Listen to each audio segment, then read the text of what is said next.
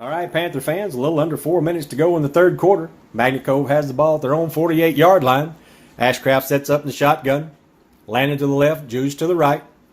Ashcraft gets the snap, hands to Landon. Landon's coming around the right-hand side looking for a block. Blocked by number 72, pops Landon to the outside. He's going down the sideline. He's got one man to beat. He's not going to catch him. Landon's going to take it all the way to the end zone for a touchdown, Panther!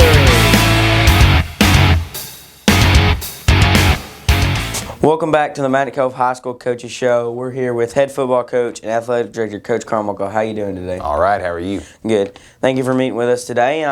Great win last week, 35-8 over Parker's Chapel. Here's what you had to say after the game. You did just win over Parker's Chapel 35-8 here. How are you feeling after this big win at home? Man, you know, it feels good to win. It always feels good to win. Yeah. Get back on the right track, and I told the guys I was proud of the way they played. Defensively really swarmed the football. Offensively, took care of the ball and got control of the game early and just held on to it the rest of the way. And, we're going to celebrate this weekend, and then it's on to Derek's.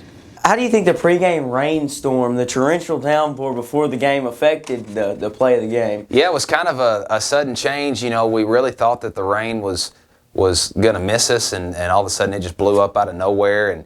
And then it hung around, and we had the lightning delay and had to kick off late, and it changed our pregame. And we were in a similar situation last year over at Bismarck, and we didn't handle it very well. So really challenged the guys to make sure our mental focus was where it needed to be, and come out and score on the second play of the game and play great football defensively. And so I thought they handled that change pretty well.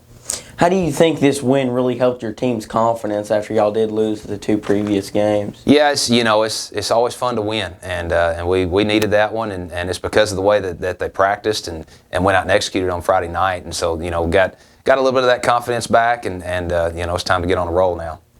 What do you think you and the coaching staff need to do to really carry the team and this momentum into next week as we go into Dirks? And we just got to continue to push them every day, and that's what I told the guys on Sunday when they came in to film. We're not going to be satisfied with one win, and hopefully this is just the beginning of a string of them. But it's all about how you prepare every day and the intensity that you have, and then going out and executing on Friday night. So we'll stay on them the way that we have.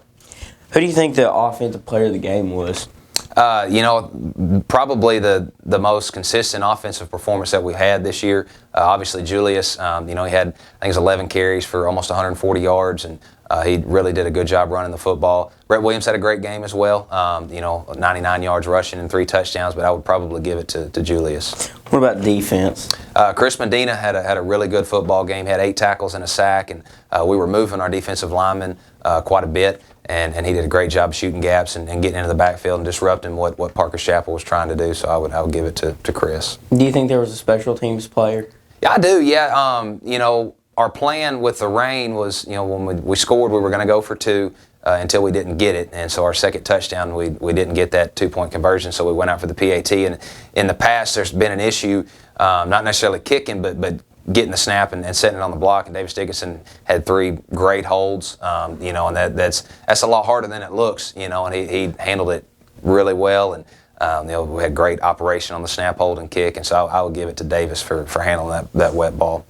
How do you think the defense played since they did only allow 8 points the entire game? Yeah, I thought they played lights out. Parker's Chapel came out in something that we hadn't seen on film and knew that was a possibility with only having one film of them. They had a couple of weeks off and they were trying to find an identity on offense, and the guys they stayed calm with the new look and played. Our starters didn't allow a touchdown. The defensive line I thought played extremely well. Luke Harper really got after it. Defensive end Matt Jones had several tackles and a big sack, and so I was really proud of the way that we played defensively. What about the offense? Since I felt like they responded from only scoring 7 points or 8 points, whatever it was, at Glen Rose to scoring 35 this game.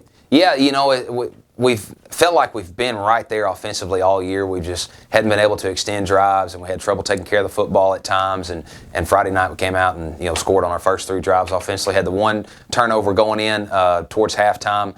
But other than that, like I said, executed extremely well. I thought we played good up front and controlled the line of scrimmage, and our backs ran well, and we had 2 touchdown passes, and so was real proud of the improvement from our offense. And how are you going to shift the focus from this big win to a long road trip to Dirks this Friday night. Yeah, it's like I told the guys on Friday night, we're going to enjoy it over the weekend, and then when you show up on Sunday for film, watch the film and learn from it, and then it's on to the next opponent. And we feel like we left a lot on the field last year against Derrick's when we played them at home, and so this is kind of a payback game for us, and we've got a lot that I think we can do against them. And but it's all about how we practice this week, and like I said, making the road trip. That's a tough place to play. They call their stadium, they call it the Holler, I guess because it's down in a holler, but. So we know it's a hard place to go win, but I'm excited for the opportunity. What kind of offensive weapons do they really have? They bring back their quarterback and their two slot backs. They run the flex bone, and they'll get in the wishbone some too with two tight ends. But those three guys, they're a little undersized, but they can go. Those two slot backs run so hard, they're hard to tackle. So we've got to make sure we account for them. They run the triple option well, and they've got a receiver, basketball player type, big tall kid. He plays receiver and some tight end that we've got to make sure we cover him and are able to keep them from throwing the jump ball up to him. And so we've got a tough task defensively this week. Do you think they have any defensive players like Parker's Chapel did have that nose guard? They don't have anybody that big. They've got a couple of defensive linemen with some size, and they move around a little bit up front that could give you trouble if you're not prepared, and those same two slot backs are pretty good defensive football players too. They got a big, strong inside linebacker, number 5, that plays downhill, and so they're an improving football team. They started the year off a little slow, but they've gotten better and better each week, and I know they're excited for this game too. Who are you really looking to step up this week and perform well on Friday night?